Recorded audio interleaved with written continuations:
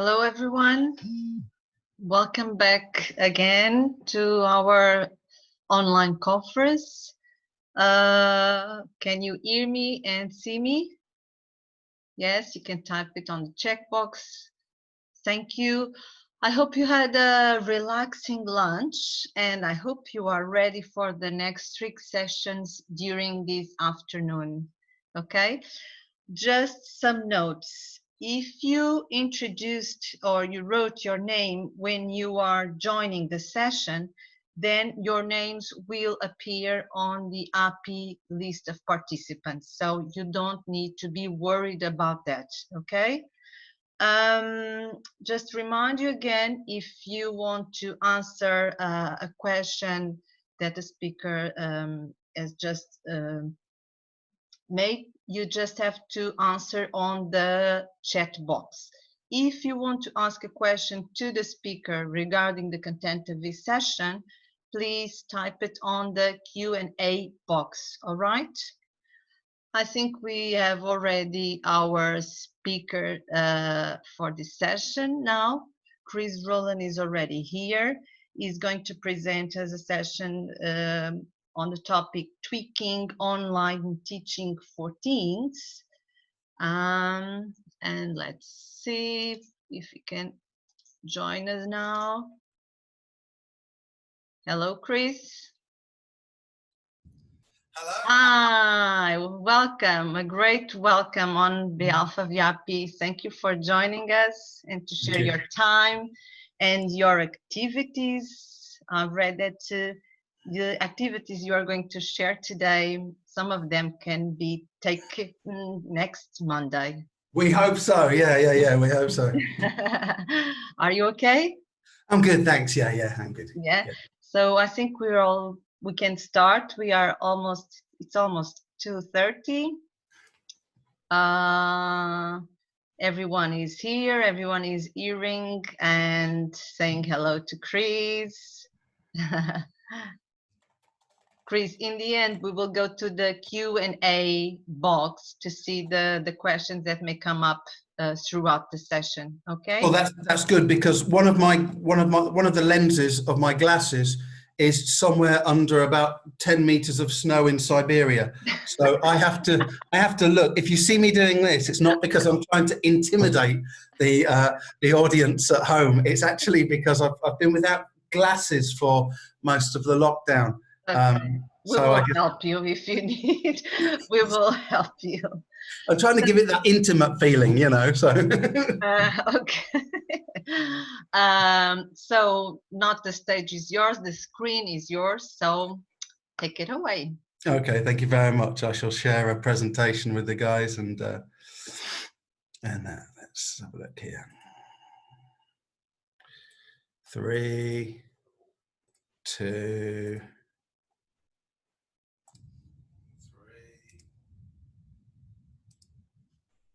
2, 1. Okay, there we go. That's how online teaching sometimes makes me feel. Okay, guys.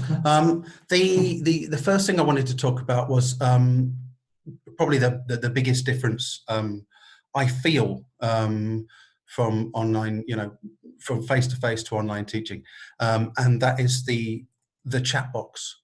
Now, I like the chat box a lot. However, one of my first sort of struggles was for control of the chat box, because what I was getting were sort of long strings of emojis, random letters, kind of no and stuff like that. So I applied a principle that I use outside of remote teaching, which was fronting discipline and trying to deal with issues at the beginning of the class. And I prepared myself a little message.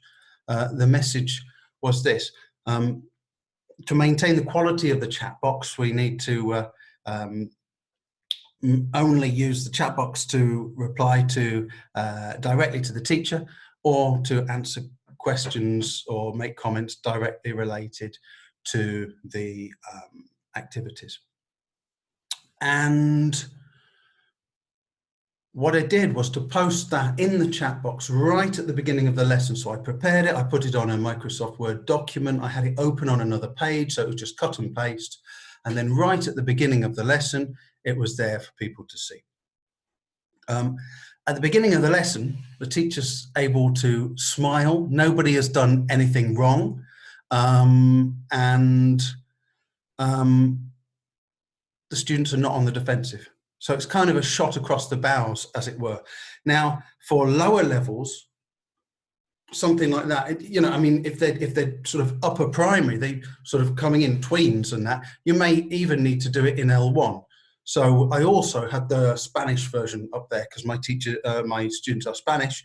I ran this through Google Translate quickly to see what we got in Portuguese. I don't know how that reads to you. I can't see the chat box at the minute for some reason, but let's have a look if I can manage that on screen somehow.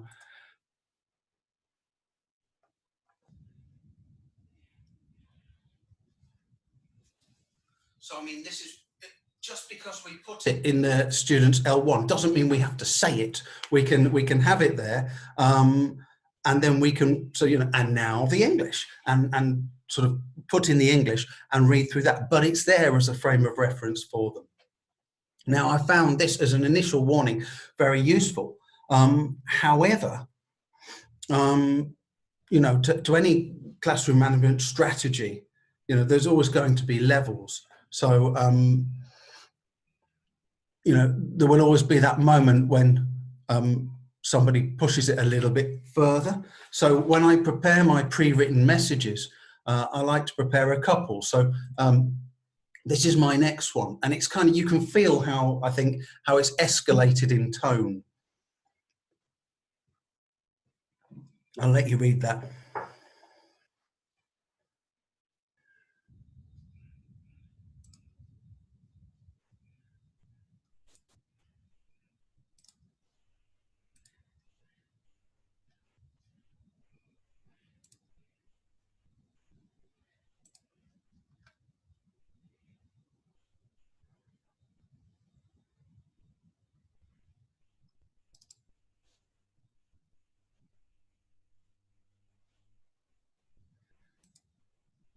I still can't see this chat box.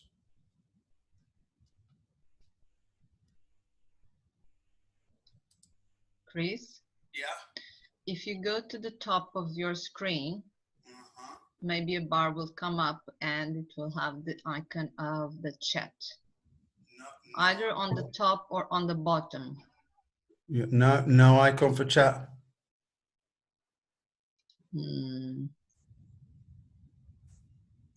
It gives me the chat option under more, but it doesn't give me the actual option for chat. No. Yeah. To you, no. You can see what the participants are saying, but but you can't write. Can't see anything. You can't see anything? No, which is a shame, because then I'm sort of just talking to the void. That's strange. Let me see.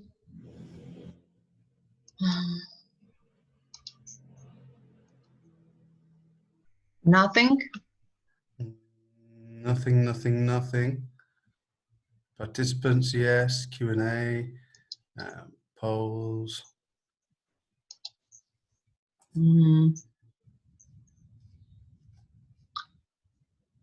Well, maybe I can help you, and if you post a question, I can read to you. Okay, so I'll just continue ranting for the time being. Sorry. And we'll try and sort that out in a minute. Okay, so this is my escalated version. And again, I just for fun, I ran it through the translator to see how it would be in Portuguese for you guys. I don't know if that's right, but you know, if you have students that will struggle with the level for this, then, you know, it's not going to do any good as a classroom management strategy. So again, you know, there's no harm, I think, in putting a sort of frame of reference first, and then we say, yeah, and now the English, and we read the English, but they've got this to look at. Now, you see, we've played a couple of dirty little tricks here, because we've actually suddenly suggested, you know, ramifications of a wider audience. And so they might be sitting there at their computers on their own, but they suddenly think, oh yeah, there are parents floating around in the background, and that. So, there's always a nicer way to say something, but things can be stated gently, but with suggestions. And again, this is something that I put up at the beginning of the lesson, just to remind people. The other thing is, though, if you have this on a Word document, and I'm going to send this to APPI, my versions, I'll leave you to deal with the Portuguese versions, but I shall send all the pre-prepared messages that I've got. And if you have that ready, then if there is somebody that's typing, strings of random letters later on, or they keep typing an F in the chat, then you can just copy and paste this across again. It's kind of that scratched record technique. And I actually had one student that posted this. They copied and pasted it because another student was misusing the chat box, and they actually typed it in themselves, which was quite amusing. We've got a third one here. This is we're going up a level here. I'll give you a second to read that.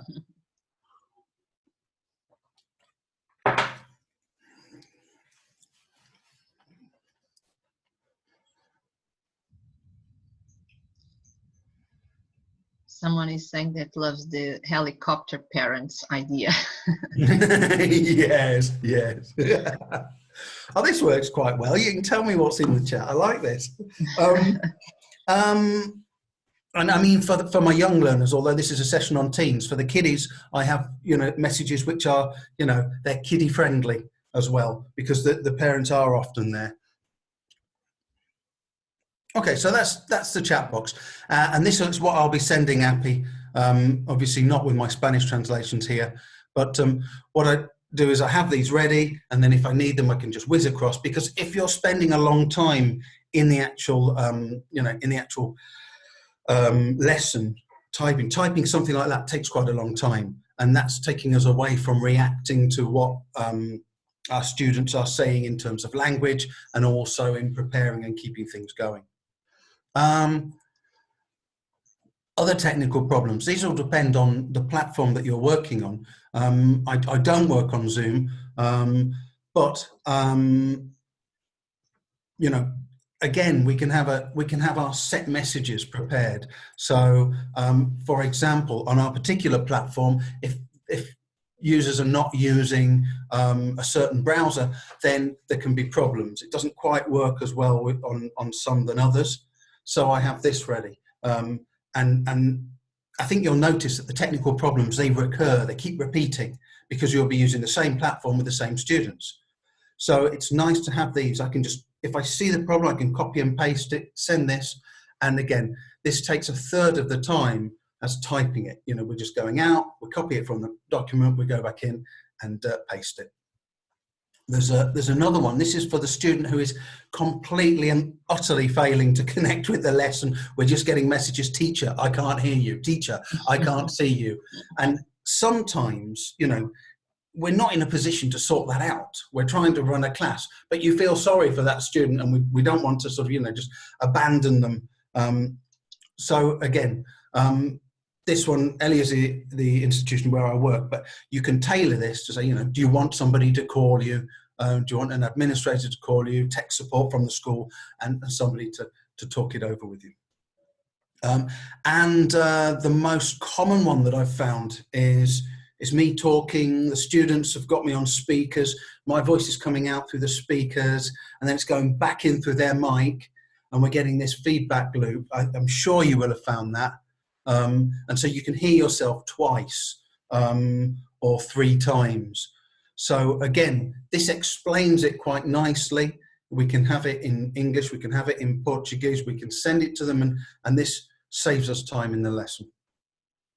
And again, these are the technical ones. What I've started doing is leaving a nice big space on the document.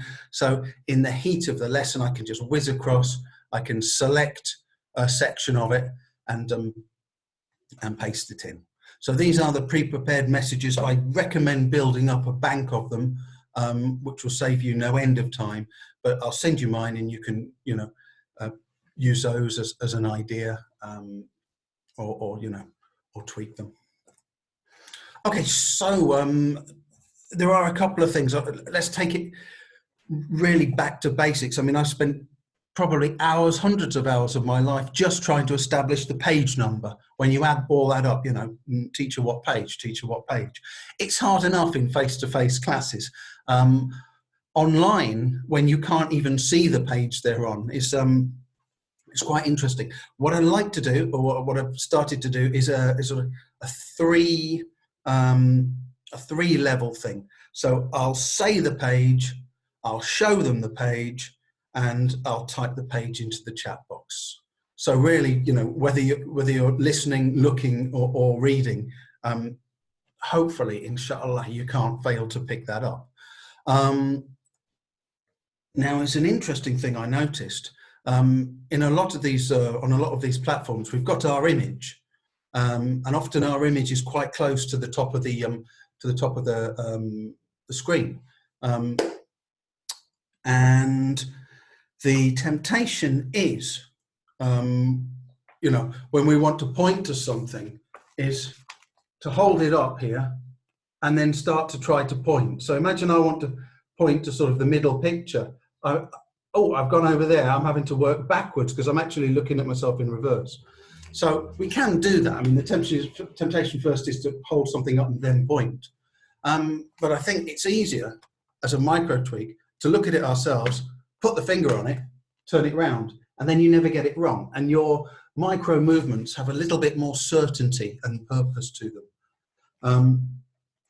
A similar thing is holding things up to the camera. I mean, the cameras are great. You can hold up all sorts of stuff. Look, I've got this little picture here. I mean, you can show them tiny things which you wouldn't be able to show them previously. If I wanted to show you, let's say, this picture of Christopher on his 4th birthday. There he is with his Batman cake. Batman cake is somewhere there. That would be really difficult in a class. We can do it online. However, again, if your image is very close to the camera, the temptation is to hold it up to the image and you sort of go off camera because you're using yourself as a reference point. So the trick is, I think, not to look at yourself when you're holding stuff up, just to look at the camera and kind of hope. Then you can do your micro tweaks and micro movements once you're there. But again, it saves us continually waving stuff around in a circle. It's the same for an exercise. If you want to, or a page number, you want to home in there, boom. You see, I'm pretty close, and there. It's a lot easier looking at the camera first and aiming than just using your image as reference. Breakout rooms are interesting. The first time I did a breakout room, or it wasn't the first time, but one of the first few times, I gave them all the instructions, and then I went round the breakout rooms as a listener. Actually, no, I joined a few, and I joined one, and there was two teenage boys in the breakout room, and their first interaction, neither of them had mics. The first interaction between them was, "What the hell are we meant to do?" And the other one replied, "No idea."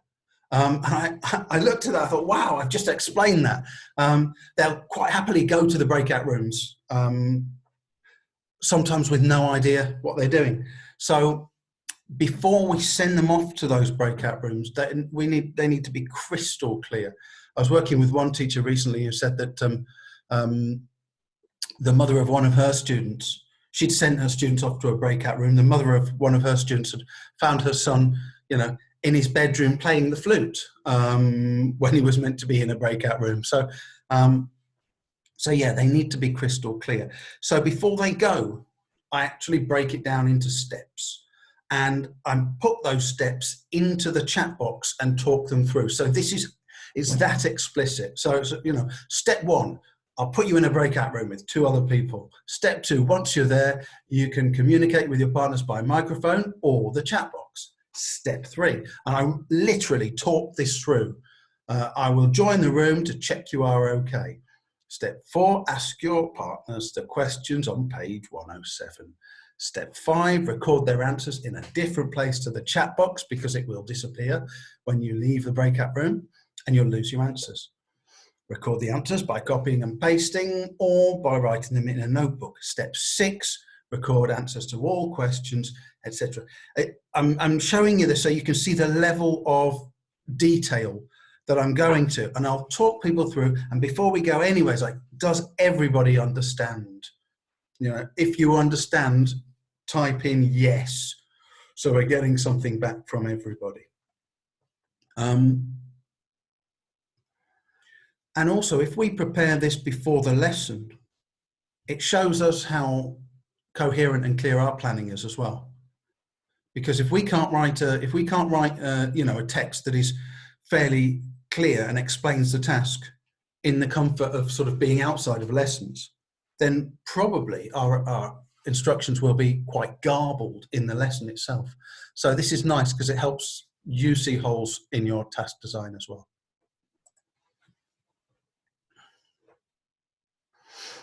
Chris, let me tell you that the participants are saying that those are great and excellent ideas and suggestions. Okay. Oh, that's good. So I was starting to wonder if I was wobbling. Yeah, no, there's been some kind of interaction here, and the participants are answering great ideas, good ideas. Sorry, just to let you know. Thank you very much. Yeah. Okay, so let's have a look at language. How to kick off lessons with percentages. I showed my learners this. I said, guys, this week I've been spending my time in the following proportions. 20% of my time has been spent preparing online lessons, teaching them and correcting student work. That's 20% of all my time. I've spent 10% of my time watching YouTube clips because my Netflix account isn't working for some reason. I've been thinking about tidying the kitchen for 10% of my waking hours. And I've been thinking about taking the rubbish out for 10% of my waking hours. I've spent 2% of my time actually taking the rubbish out. I've spent 10% of my time thinking about going to bed but not going to bed. Actually going to bed and sleeping 20%, eating 15%. I'm getting a big boy again. My partner and I haven't been very communicative this week. We've both been trapped in our own worlds. So I spent 2% of the time talking to her and 1% of the time looking at coronavirus updates on the internet. And if you add all those percentages up, they do add up to 100. So I'm going to ask you guys now, if you'd like to do a quick bit of maths and type into the chat box the breakdown of your percentage times for last week, this last week that's gone. What percent of times have you spent doing what? It can be a simplified sort of list. It doesn't have to be, you know, a full paragraph like that. And when we've got 20 or 30 in, then we'll come back and we'll have a look at what some of my students responded.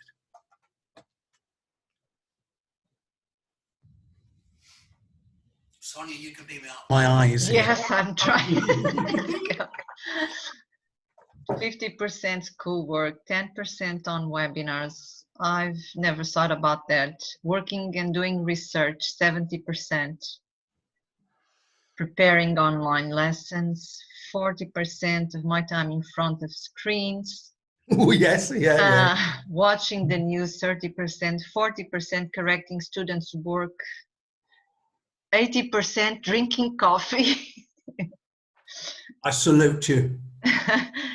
80% working on school, 80% working on school and students' assessment, 40% teaching, marking, 20%, and most of the time in front of screens. That's what most people say. I am feeling your pain and joy. All right, so okay. let me show you. So this is so I typed this in again. This was at the start of the lesson. I said, and I used this for my tweens. I used it for my upper intermediate teenagers, 2 groups, and I used it for my advanced level young adults as well. I said, okay, come on then, you know, tell me what you've been doing. So you can see at the top here, this is me, and then we have student D. It's actually before I even asked them to give me a breakdown of theirs, he gave me this. I said, that's great, Dee. Just give me a little bit more detail, because there's no eating at all. And so he starts working, and we're working on the microphones as well. So he asked me, how do you say maldición? And I said curse, and taud. I said shroud. He was asking for some pretty dark sort of vocabulary. I didn't quite know what he was preparing there. Student L gave me the homework, 40%, 50% mobile phone, tablet, and then I said homework is always in the singular actually, so we're constantly giving feedback on the language. I said who are you taking photographs of? Next, student J comes in, sleeping, Minecraft, PS4, eating, doing exercise, and watching series. I said, have you got any series you can recommend to me? And then student J's off there thinking about that.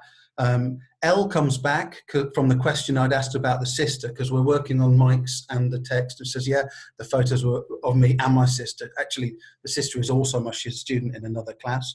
J2 was talking on the phone, doing exercise, watching Netflix, sleeping. Again, I said, anything to recommend me on Netflix? I can't get it at the moment, but, J3 told me it was Holy Week processions. They were watching, Semana Santa here in Seville's big. I said, and I tried to throw them a question, each time. So I said, were they processions from previous years? And if so, did they have you in them? D comes back with this quite spurious one, trying to undo my rings course, eating, watching videos. And we're having a conversation about this whole ring thing. It turns out that his father had made him a Harry Potter ring. He'd made it in the shed, and somehow it got stuck on his finger. So he was trying to get the ring off his finger.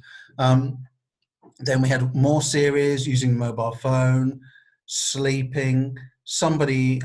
I correct somebody here from existence. Here we go. Yeah, I'm correcting these. So we're trying to keep the focus on accuracy, language, giving them the language they need. Another student comes in with Netflix Easter holidays videos, eating, doing homework.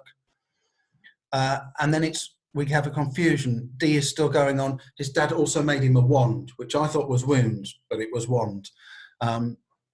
Then we have reorganizing bedroom, sleeping, doing homework, helping sister with her homework, seeing processions of last year, and seeing Netflix, eating. We have another student coming in here, dancing. I said, are those the dance classes that you told me about in your other homework assignment? She says yes here. Finally, we figure out a ring stuck on your finger, so that's what I give to student D. That took quite a long time, but was fun. And then finally, right at the end of the activity, in comes student J3 and says, sorry, I'm late. So, I mean, that little percentage breakdown is quite a nice way to start off a lesson. I recommend you try it on Monday with a group or more. And you can be as sort of, exigent with the language as you want to be. But it really sort of breaks the ice and gets things going nicely. If you want a reduced version of that, what I've prepared is this sort of page of one-line openers. So, for example, we type in at the beginning of the lesson, the PC laptop I'm using right now is, and then they complete it. And it's kind of one a lesson just to start off a little bit of discussion while everybody is arriving. And again, what we're trying to do is find something where we can ask them another detail, and find something where we can either give them a little bit of language or identify systematic error. So all the time we're kind of like, it is communication, but we're also like a shark, hunting, looking for language points. And that brings me on to the next point, how to guarantee the lessons are productive.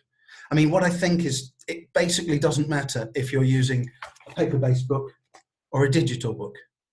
Some things don't matter. It probably doesn't matter if you're using an audio recording, or you're turning to the back and reading the tape scripts out yourself. I'm not sure these things matter at all. What does matter is, at the end of the lesson, the students know more words and sentences in English than they knew at the beginning.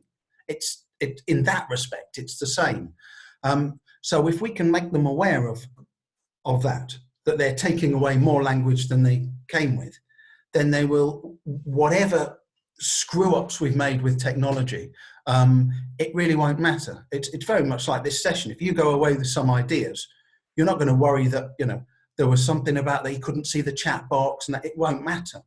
So these are some simple guidelines, I think. Sorry, Sonia. No, I was going to say there are some people you're suggesting that you should go on Control Alt plus H, and the chat appears and disappears. Some of the toolbars appear and disappear. I like the sound of it. Control Alt plus H. Yeah. No. No? It doesn't want to let me. I suspect it's probably something to do with a firewall blocking a pop-up somewhere. Okay. So, but yeah. But thanks. I tried it. Or just Alt plus H. Just try Alt plus H and see if it works. Doesn't want that one either. Okay. Never mind. Okay. I think we are managing. Thanks for the advice, people, though. We gave it a good go. So every time a student types something in, you know, we're looking, and first we're thinking, you know, is there something I can correct? Is there a systematic error there? After we've reacted to the content, is there something good in there? Have they used a word from last lesson? Have they used a nice preposition that other people in the class won't have? In which case, can I say, hey, everybody, have a look at Juan's sentence here. This is gorgeous. This is really nice. So can you see the way he's done this? Juan's not going to mind. And again, we're reacting to the language. And then can we offer them an upgrade? I prefer more and more the idea of language upgrade than correction at the moment. So a student writes something and we can see the next bit of language they need. So we're not just correcting an error with you know, maybe equally awkward language. We're moving away, we're thinking, okay, what would we say? And we're coming back. So this phrase is the next one you want. It might be a little less, you know, lower frequency, a little sort of more unusual word, but we're giving them a language upgrade rather than just a correction. When we give students an answer, whether a piece of language, whether it's you know, the correct answer to a question or something they're asking for, again, we can build on it. We can say, you know, so you know, how would you make the opposite with a prefix, or how do you think you'd turn that word into an adverb, for example? So we're playing with word formation, you know, even at the level of tweens. We don't have to wait till they're trying to do their, you know, their B2 exam to introduce the idea of word formation. We can get them used to it from the start. Have we covered elements of pronunciation? Have we got them to say a word 3 times? Have we drawn their attention to where the stress is? The chat box allows us to give them examples of a word in sentences very easily. So, because a lot of the time we introduce a word, they still don't know how to put it in a sentence. So like 2, 3, 4 examples. Look, it could be in this sentence, it could be in this sentence, and then they see it, that word in its natural habitat. Have we made a note of that language so we can recycle it towards the end of the lesson and say, okay, so just recapping, who can remember the word for? And we type the first letter of the word with a few spaces, and again, they'll leave that lesson, they'll stand up from their living room table thinking, oh yeah, so now we've learned these words. And no student is going to say they've had a bad lesson when they're aware of their own learning, when they're aware of, you know, that they've learned some words, I think. So constantly trying to pick things out, whatever level of technology we're at. The other thing is our learners, by virtue of the fact they're online, we can get them using online. So nobody can say, oh, I haven't got that, I can't see that. It's an online lesson, they're online. So the 3 things I've been playing about with and having fun with are Wikipedia, Youglish and Google Images. Google Images, obviously, we just send them off, you know, we're talking about the, you know, the difference between a prawn and a lobster. It's like, okay, guys, go off and have a look. Type in prawn and lobster, then come back and tell me the difference. Wikipedia is similar. For example, I was doing a reading with an upper intermediate group, and the reading was about a park ranger in a nature reserve in Ohio, and he was dealing with some vandalism. It was from Total English Upper Intermediate, I think. Now, I knew I'd have to explain vandalism, and I thought they probably wouldn't understand the concept of park ranger, and they probably don't know a lot about Ohio. So instead of pre-teaching this like we would in a normal class, sort of at the board, what we can do is we can say, guys, I want you to open up another window, Wikipedia in English.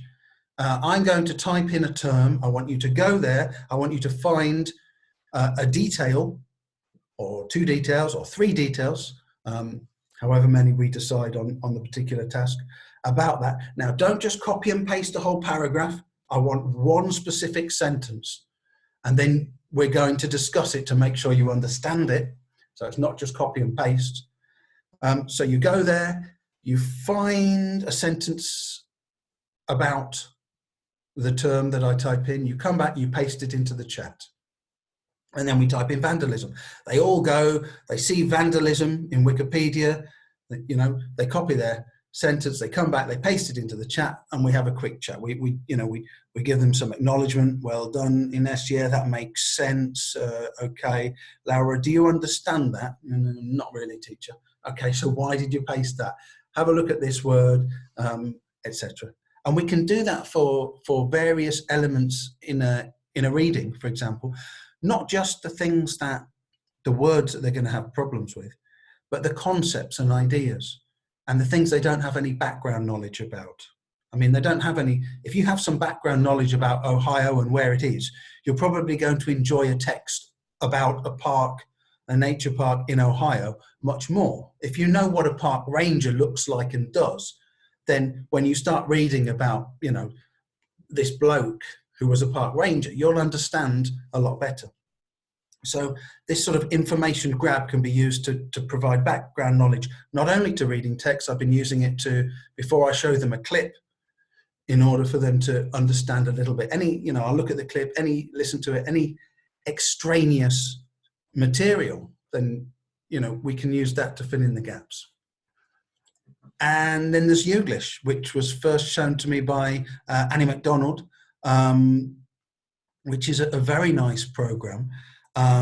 Here it is. This is a screenshot from Youglish. It's youglish.com. You could open this up on another window at the moment if you want to. And what we do with Youglish is we type in a word, and we can choose what accent we want to hear, US, UK, Australian, or all. And it has an algorithm. It goes through YouTube and it finds us all the examples of that word in little sentences on YouTube. And then we can listen to this sentence. We've got the word there highlighted.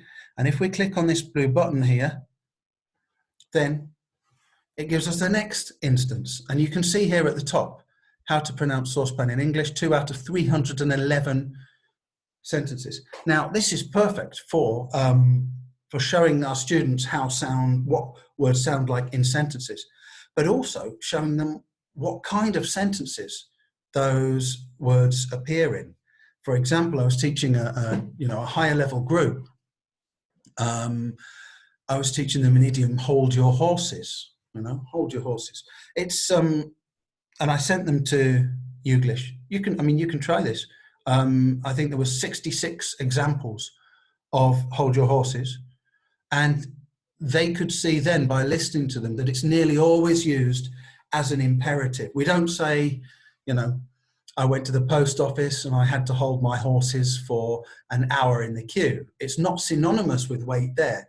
It's nearly always used as an imperative, as in wait, So hold your horses for a little while, etc.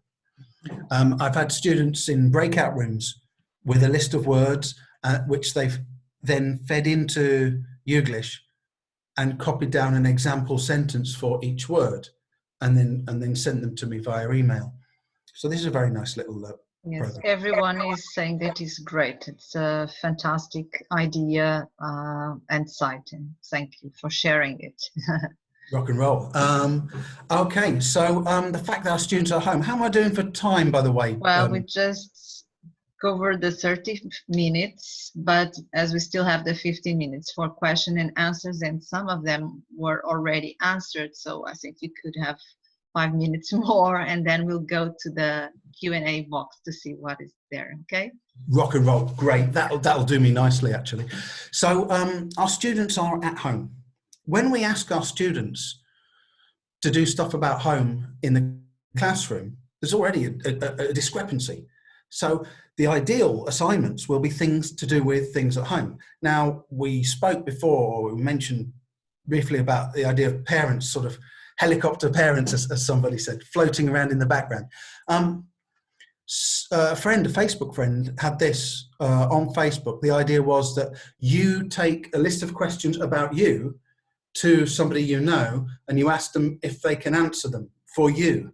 Is to see how well a friend knows you. I modified it because some of the questions were, you know, what's my favorite cocktail and stuff like that, which wasn't quite appropriate. So I've modified it a bit. And again, I'll send this to Sonia so she can send it out to you. So the idea is they take this list. There's actually 2 pages there. So a student takes this list, for example, sits down with her mum and says, Mum, I'm going to ask you some questions about me. I want you to answer them. The mum answers the questions about the student to the student, and then the student puts in the answers and also whether she thinks they're true or not, and sends them back to the teacher. And this is a little bit of fun. This is how I discovered that my student S2 was doing dance classes, by the way. You learn a little bit more about your students, but it also increases the profile of English in the house as well. It gives English a little bit more prominence because you're involving the family in a more positive way. So that's quite nice. I gave this one, actually gave this one as a voluntary homework assignment. Okay, the other one that I've been using is a room descriptor assignment. So the idea is, and I've broken this down again into the steps, they go to a room in their house, they sit down, they write 15 things about the room, they use an online dictionary if they need to. Only 2 of the sentences can start with there are, or there is, or 2 with there are, 2 with there is, and then they have to use prepositions, or they have to use a subject pronoun or be a little bit more inventive. They type it up as a paragraph, send it to the teacher.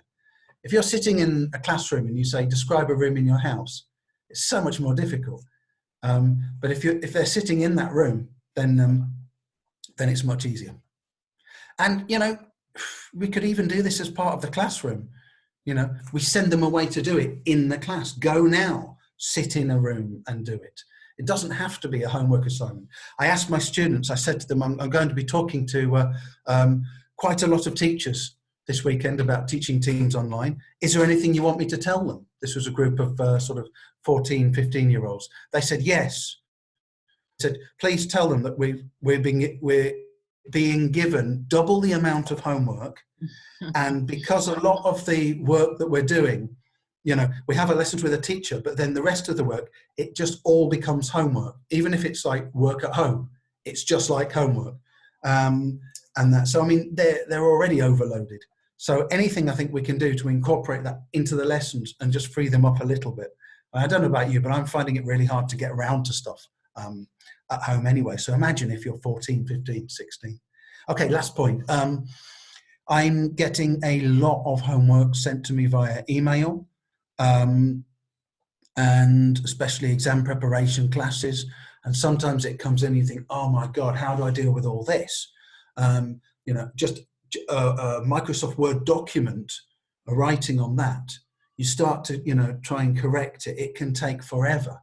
So the quickest way, and the way that's enabled me to tear through dozens and dozens of assignments, is this. This is what my screen looks like when I'm doing it. So this is a camcorder shot of an FCE test that a student sent me to correct. Here are the answers that I've got on a document, and this is just the voice recorder on the computer. And once you get into the hang of this, I swear by my very soul, it's the quickest way. So we bring this up, bring up the voice recorder, and it's like, okay, right. So Julie, 14, you got I, 14 I, ding, that's correct. 15 C, ding, that's correct. You got it. 16A, ding, that's correct. We go through, right, well done, excellent. Just have a look at this question, you got it wrong. Stop the recording, send it to them as an email. Now, we can speak as quickly as we want. They can sift through it later. They've got an extra listening exercise, and I use this for more complicated corrections. I just rename the file, put it in a different location and send it. And for example, this would take a lot of correcting. Yeah, we can do it in class, but this was actually a homework assignment, not for all of them. This was only for some of the class. But correcting it spoken at your normal pace, you can fly through it. And I'm doing the same with all the writings. I'm reading it, and then I'm saying, no, I put that instead of that, go back, make the change. And then at the end, I send them the audio. I say, okay, I want you to listen to my audio, make the changes, then record you saying, reading the corrected piece, and send that to me as an audio again. And that's the way we get through the corrections. Okay, I'm back in the main room. I can see the chat ready for the question and answers. Yeah. Oh, by the way, Chris, thank you. That's a nice idea, how you're recording the teacher's feedback. It can save us a lot of time, and the teachers think that it's great because they spend lots of time on writing and then giving the feedback and send it to them. So Absolutely.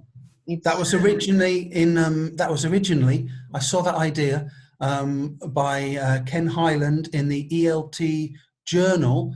I think it was issue 44, maybe 1984, and he was doing that on cassettes and giving a cassette.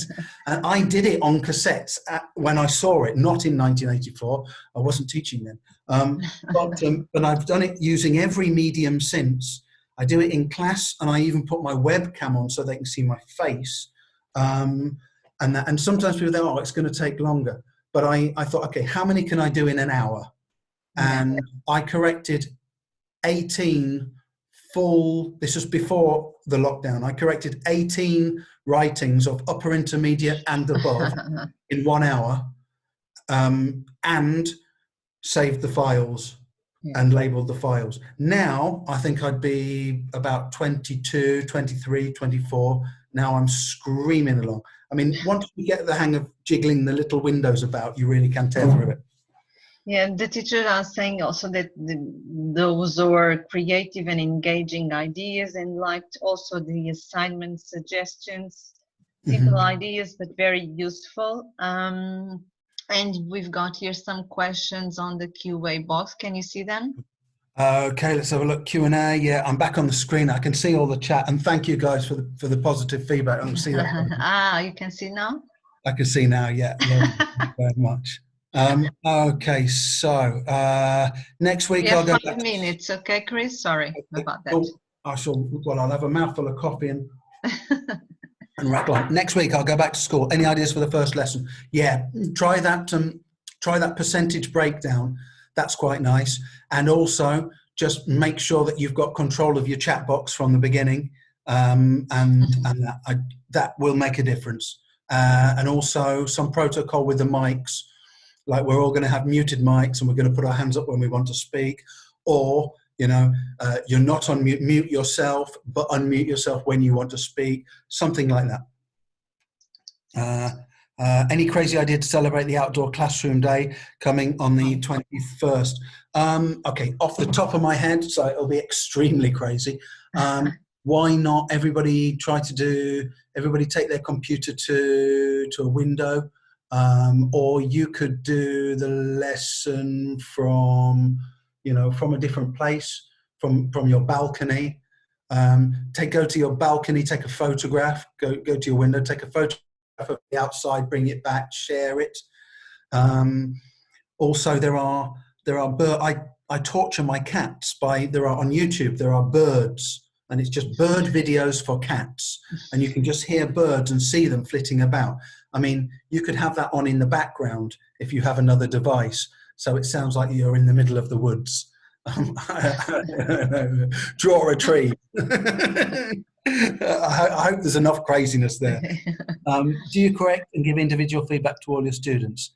Do you ever make general comments to the class and give your students that feedback? Yes, both. So recently I had a group of sort of tweens, and they all dive bombed their or they bombed their mid-course exam. So what I did, I took, yes, I gave them individual correction. They did individual rewrites of their writings, but also every lesson we had a phase which was A or B. And on the page, it was one sentence that was correct and one that was incorrect, or vice versa. Each was, so it's number one, A or B. And for each question, they had to choose which was the correct sentence, A or B. And we just went round, and in each lesson we had like 20 sentences with 2 options for each sentence, and they had to choose the correct. I didn't say whose error it was, but they started to appreciate the value of identifying systematic errors. So yeah, I totally do. Another thing I like to do is to put them all, do a big grid. I don't actually, that's more for face-to-face. You could do it on PowerPoint. A grid, you put incorrect language in each box, number the boxes, and then in teams, each team in turn has to choose a box, identify the error in the box, tell you the correct version, and then they get their symbol in that box. And it's like a Connect 4. Right. Individual. Sorry. There's a last one. Okay, are breakout rooms the same type of activities as an escape room? No, a breakout room is basically where you put students in their own, like this. Imagine what we've got here for 2 people. So they go off from the main page where you've got the whole group, and they're just in a room on their own where they can talk to each other. It's not a real room, but they can talk to each other. They can type privately to each other. And so you can have sort of 4, 5, 6 breakout rooms with a group of students in each. So it's basically like doing group work. And it gives them a little bit of time away from the teacher, a little bit of time to talk to each other. And also if they're reading something to each other or doing a survey to each other, it's quite useful. It is a little bit of a world in itself. It takes a little bit of a, sometimes it's a bit troublesome, and sometimes they come back and they haven't done as much as you'd like. Exactly like class time, really. But it's, you may have that facility or not, depending on the platform you're using. Okay.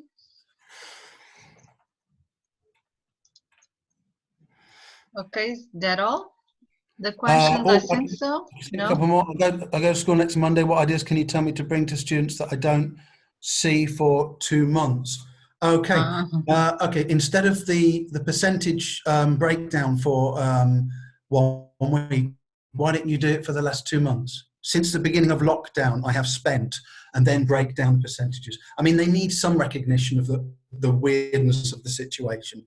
You can't, if you just carry straight on as if it was, So yeah, make the percentage things over the last 8 weeks or since the beginning of lockdown, confinement, quarantine, whatever you tend to refer to it as.